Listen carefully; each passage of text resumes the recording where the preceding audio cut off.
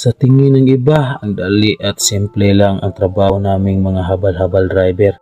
Pero hindi nila naisip na buhay naming mga habal-habal driver at sinaalang-alang namin sa bawat araw na kinakaharap namin.